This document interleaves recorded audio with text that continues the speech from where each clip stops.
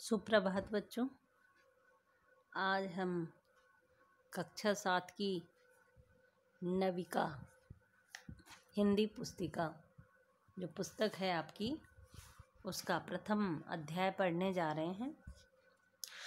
उस अध्याय का नाम है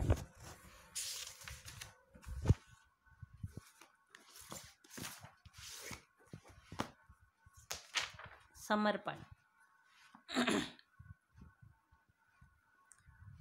बच्चों, हम इस अध्याय में प्रवेश कर रहे हैं।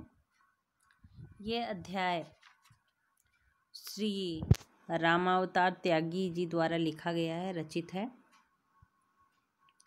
बच्चों, इस पाठ में देशभक्ति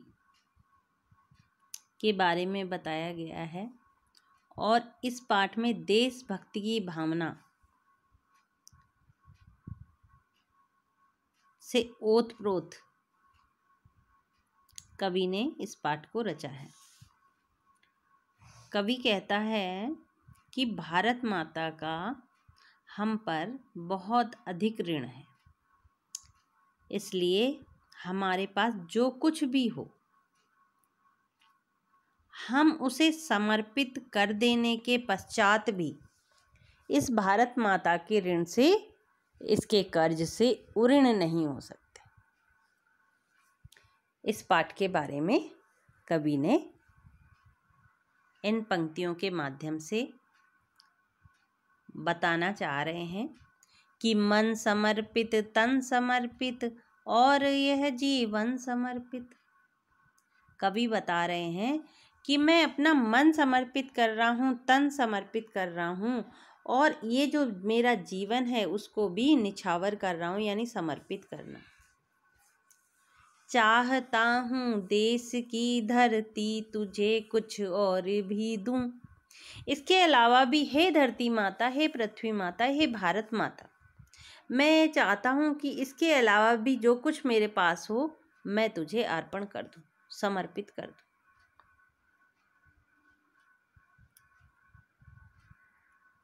दूसरी पंक्ति में यहाँ पर कवि बता रहे हैं कि माँ तुम्हारा ऋण बहुत है, यानी हे माता, हे भारत माता, तुम्हारा जो कर्ज है वो मुझ पर बहुत अधिक है। मैं अकिंचन, अकिंचन का मतलब बच्चों मैं निर्धन हूँ, गरीब हूँ, जिसके पास कुछ नहीं होता है, यानी तुम्हारा ऋण बहुत है, मेरे ऊपर कर्ज बहुत है। और मैं कौन हूँ? मैं निर्धन हूँ, किंतु इतना कर रहा फिर भी निवेदन। लेकिन हे भारत भूमि, हे भारत माता, मैं तुमसे फिर भी ये निवेदन यानी ये प्रार्थना कर रहा हूँ। और मैं क्या क्या कर सकता हूँ उसके बारे में कवि यहाँ से कह रहे हैं कि थाल में लाऊं सजा कर भाल जब भी, यानी थाली में यानी बड़े बर्तन में जब मैं अपने मस्तक को सजा करके लाऊं, कर दया स्वीकार लेना यह समर्पण। और मेरे ऊपर दया करके जो मैं मस्तक आपको अर्पित कर रहा हूँ, इस मस्तक को हे भारत माता आप आशीर्वाद के रूप में स्वीकार कर लेना। गान अर्पित, इसके अलावा और क्या अर्पित कर रहा है कवि कि गान अर्पित, प्राण अर्पित, रक्त का कण कण समर्पित, चाहता हूँ देश की धरती तुझे कुछ और भी दूं। इसके अलावा कवि कह रहा गान यानी स्वर, जो मैं गा रहा हूँ वो भी तुझे अर्पण कर रहा हूँ और मेरे अंदर जिन प्राणों का निवास है वो भी मैं तुझे अर्पित कर रहा हूँ। रक्त का कण कण यानी रक्त की एक एक बूंद मैं तुझे समर्पित कर रहा हूँ। इसलिए हे देश की धरती, हे भारत भूमि, मेरे पास जो कुछ भी है और भी मैं कुछ आपको अर्पित करना चाह रहा हूँ और भी मैं कुछ आपको देना चाह रहा हूँ। अगले पैराग्राफ में हम पहुंच रहे हैं बच्चों। यहाँ पर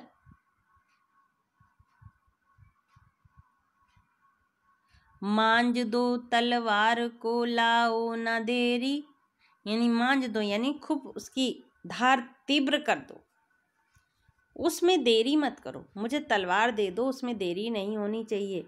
बांध दो कस कर कमर पर ढाल मेरी, और जो ढाल जिसको हम युद्ध में किसी का वार रोकने के लिए यूज करते हैं ढाल को, उसको भी मेरी कमर पर कसकर बांध दो। भाल पर मल दो चरण की धूल थोड़ी, और मेरे मस्तक पर इस भारत माता के पैरों की धूल यानी चरणों की धूल मेरे मस्तक पर सजा दो यानी लगा दो। शीस पर आशीष की छाया घनेरी, और शीस पर उस मस्तक पर जो मैं धूल अर्पित करना चाह रहा हूँ, लगाना चाह रहा हूँ, वो मुझे आशीर्वाद रूप में हमेशा छाया प्रदान करे, यानी भारत माता का वो मेरे लिए आशीर्वाद है। उसकी घनी छत्र छाया में मैं आगे की तरफ चलता रहूँगा, युद्ध भूमि में जाता रहूँगा, युद्ध करता रहूँगा। भारत माँ के लिए युद्ध में जाने के लिए मैं तैयार हो रहा हूँ, इसलिए मुझे आशीर्वाद रूप में चाहिए, और वो आशीर्वाद ही मेरे लिए क्या हो जाएगी, छत्र छाया हो जाएगी। इसके अलावा कवि क्या कहना चाहता है, क्या देना चाहता है भारत माता को, कि स्वप्न अर्पित प्रश्न अर्पित आयु का क्षण क्षण समर्पित, यानी मैंने जो स्वप्न देखा है उज्जवल भविष्य का, जो मेरे मन में प्रश्न है, और जो मेरी आयु है, उसके एक एक क्षण में भारत माता को समर्पित करना चाहता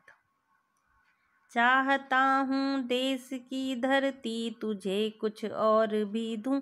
इसके अलावा भी हे भारत माता, हे भारत भूमि, हे देश की धरती, मैं कुछ तुझे और भी कुछ देना चाहता हूँ। आगे की पंक्ति में बच्चों कवि बता रहा है कि तोड़ता हूँ मोह का बंधन क्षमा दो, यानी मैं जो मेरे आसपास के मोह बंधन है, रिश्ते नाते आदि के जो बंधन है, उनको मैं तोड़ देना चाहता हूँ, उनसे मैं क्षमा मांग रहा हूँ इन बंधनों को तोड़ने के कारण। क्यों? क्योंकि जो बंधन होते हैं, उन बंधनों के कारण कवि भारत माता के लिए काम नहीं कर सकता था, आगे युद्ध भूमि में नहीं जा सकता था, भारत माता के लिए सब कुछ निछावर नहीं कर सकता था, इसलिए वो अपने जो मोह के बंधन थे उनको तोड़ना चाहता और उनसे क्षमा मांगते हुए कहता है। अब किन से क्षमा मांगता है ये देख लीजिए बच्चों, कि किस किस से क्षमा मांग रहा है कवि, कि गांव मेरे द्वार मेरे घर आंगन क्षमा दो। गांव मेरे, क्योंकि मेरा गांव के प्रति भी कर्तव्य है, द्वार यानी मेरा घर द्वार जो है उसके प्रति भी कर्तव्य है, मेरा आंगन यानी मेरे घर का जो आंगन है उसके प्रति भी मेरा कर्तव्य है, इसलिए मैं इन सभी से क्षमा मांगता हूँ। आज सीधे हाथ में तलवार दे दो, और मैं सीधे हाथ में तलवार लेकर रणभूमि में उतरना चाहता हूँ, और बाएं हाथ में ध्वज को थमा दो, और बाएं हाथ में ध्वज यानी पताका झंडा लिए रहना चाहता हूँ, यानी विजय प्राप्त करने के लिए मैं झंडा लेकर चलना चाहता हूँ। इसके अलावा कवि कह रहे हैं कि ये सुमन लो ये चमन लो, यानी ये फूल और ये चमन, चमन माने बाग बगीचे, नीड़ का तृण तृण समर्पित, और जो घोंसले हैं उनका भी छोटा छोटा तिनका भी समर्पित करना चाहता हूँ, पुष्प समर्पित करना चाहता हूँ, ये बाग बगीचे सब कुछ समर्पित करना चाहता हूँ, ये जो घोंसले लगे हैं उनके एक एक छोटा छोटा तिनका मैं समर्पित करना चाहता हूँ। चाहता हूँ देश की धरती तुझे कुछ और भी दूँ। इसके अलावा भी कवि कहता है कि मैं तुम्हें और कुछ भी देना चाहता हूँ। बच्चों ये जो कविता थी वो देशभक्ति से ओतप्रोत है, और ये श्री रामावतार द्वारा रचित है। इस कविता में देशभक्ति की भावना के बारे में बताया गया है। इस तरह से बच्चों ये जो आपका पाठ है ये समाप्त होता है।